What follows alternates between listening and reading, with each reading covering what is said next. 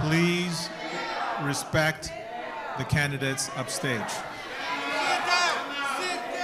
For about 2 years, demonstrators have tailed and battled LA Council member Kevin de León, Please allow our guests to speak. calling on him to resign following the release of a racist recording. Protesters turned their backs each time he spoke during a debate against his opponent, Ysabel Jurado, in the runoff race for District 14. It just has no place in the city of LA. There was just various reflections on where we are in this district and as a society. Jurado, who's a tenants' rights lawyer, has been trading insults with the incumbent. The people voted for me more than they voted for you. My opponent believes in abolishing law enforcement and LAPD. De León, who's fighting for a second term, has called the political novice a socialist and an abolitionist. What do you make of the words that he's choosing to describe you? I mean, you know, when I think about it, I'm like a true blue Democrat. I've been endorsed by the LA County Democratic Party.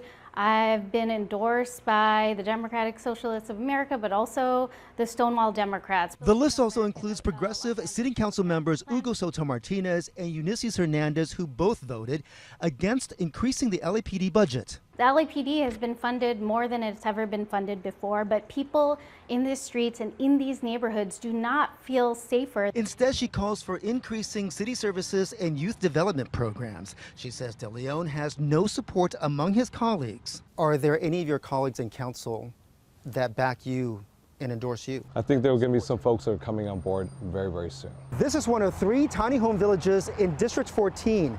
De León says his office secured this property, then managed the construction to get people off the streets. But Jurado criticizes them for not having running water, and the showers and bathrooms are shared mobile units. When you have to use the restroom as a woman at night, you have to go outside of that small space, which can be dangerous. It's a hell of a lot better than the status quo, living among rats, syringes, buckets of feces and urine on the streets. Jurado would like to see more projects like the Hilda Solis Care First Village, which converted cargo containers into apartments, which cost about $250,000 per unit. But De León's office says the tiny homes are more cost effective at about $65,000 per unit. And he's led the effort to convert 2 hotels into transitional housing.